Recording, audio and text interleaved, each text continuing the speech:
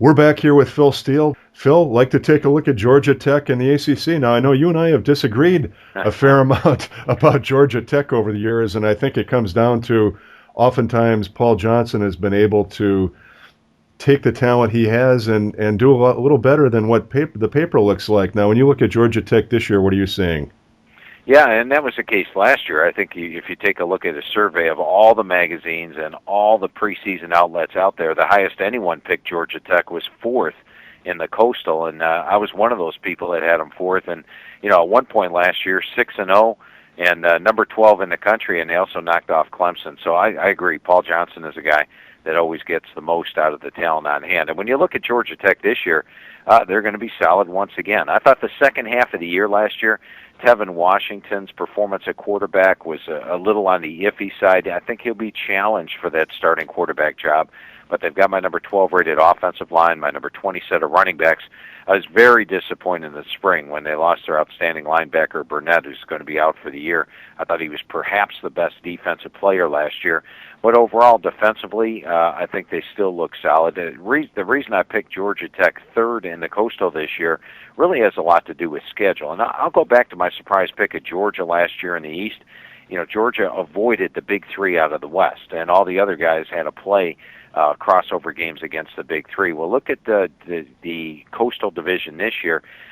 Georgia Tech has to play Georgia on the road, North Carolina on the road, Virginia Tech on the road, and Clemson on the road. So those are four games I feel to be an underdog in this year, plus the situations. If you look at Virginia Tech, they've got the entire month of August to prepare for the option, and they get that one in Blacksburg. It's always an advantage. When you spring the option on a team and they only have 1 week to prepare, you have the advantage. But when teams have that extra time, Georgia Tech's dropped four straight bowl games. If you have extra time to prepare for the option, you can do better. Well, if you get to the second part of the schedule, down the stretch, North Carolina has a bye the week before playing Georgia Tech, and then Georgia actually has the greatest benefit. They don't have a bye, but what they do have is a pregame. They play Georgia Southern the week before they play Georgia Tech, so they get to work on the option with live bullets 1 week prior to playing Georgia Tech's option. That's why I have an underdog in those four games. But if Georgia Tech wins its bowl game this year, they top last year's 8-win total. And the reason I picked them third in the Coastal has a lot to do with the schedule, playing both North Carolina and Virginia Tech on the road. When you look at that huge game to start the season, Georgia Tech traveling up to Blacksburg to play Virginia Tech, and you think about Virginia Tech defensive coordinator Bud Foster having the entire offseason to prepare for Georgia Tech's option, Phil. But then on the other side, you look at it, Virginia Tech has not been a team that has started out the season very well. So how do you balance those two when you look at this game? Yeah, and I think that is an advantage for Georgia Tech early on because Virginia Tech's offense is so young. You look at the offensive line; they only have one returning starter there. You look at the backfield; they've got inexperience in the backfield. They lose their top two receivers from last year. They only have three returning starters on the offensive side of the ball. Now, defensively, this is a top 10 defense when you look at Virginia Tech. Last year, Bud Foster lost three of his top players to injury during the course of the year. The backups got plenty of playing time. Well, this year they've got 9 returning starters, plus they get those three guys back. I think they're much stouter up front on the defensive line where they got a pair of 300-pound guys in the middle, a lot more active at the linebacking core, and a pretty good set of linebackers. So I do agree with you. You look at 2 years ago, they lost to Boise State, although they gave them a pretty good game. And the same thing with Alabama. A lot of teams get blown out by Alabama in that first game. They lost by 10. So I think the losses in the openers, those two, was due to the fact they played some pretty tough teams. I like the advantage of all that extra prep time to work on Georgia Tech during the month of August. And the game on deck for Virginia Tech is only Austin Peay, so they're going to put 100% into that game. Everybody knows Paul Johnson's offense. It's always very steady at the very least, oftentimes very dynamic.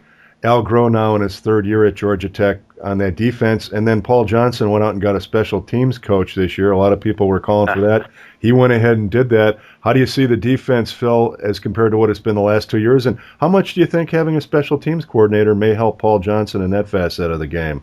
I think it will help, and Jim, every year when I write the teams, I go through the reading from the previous year, and I go basically day by day of all the days printing, and it was funny to read in September the comments by Coach Johnson saying, well, we don't need a special teams coordinator, and then after the season was over, finally hiring one. I think that's big. I've always put a great emphasis on special teams, and I think having a coach that just specifically is working on special teams makes it more of a priority. And with Coach Groh, he's got some pretty confusing defenses with the 3-4. I think the first year with Georgia Tech, allowing 372 yards in his first year there, that was a lot with the players trying to grasp those schemes. But I think it's one of those where if you have a veteran unit, and now the players are in their third year of it, I think Al Groh's one of the better defensive coaches out there. So I love the Paul Johnson on offense, Al Groh on defense combination.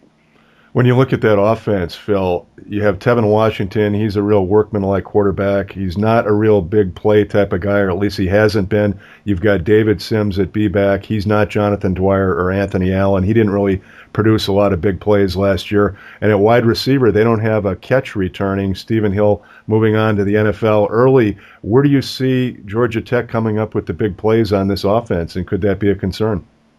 It could be a concern, but, Coach Johnson's definitely going to uncover some quality skill players, and there are good guys there. And like I said, I don't think at the quarterback spot it's a given that Tevin Washington holds on to it all year unless he plays a lot better than he did at the second half of last year. And I think the potential is there. Because Georgia Tech's offense looked unstoppable last year in those first 6 games.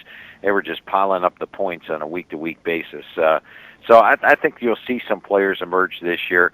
I do think Sims has a real good shot at topping 1,000 yards, and whoever emerges at quarterback should be a little more dynamic. You mentioned Georgia Tech's offensive line being rated real high this year. I believe you said number 12. Paul Johnson really hasn't had a big-time, highly rated offensive line in his tenure. How much of a factor do you think that could be in having him really getting this offense rolling this season? Oh, it is huge. And, a lot of the things I do in my forecasts, I put a little more emphasis perhaps on the offensive line, defense, and special teams than a lot of the other folks do.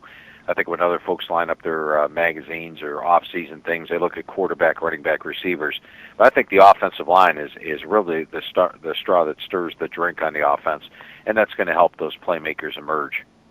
Looking at the defense, Phil, teams were able to run between the tackles right at Georgia Tech last year, and they had 2 seniors and a junior on that defensive line. Now, of course, you lose the 2 seniors.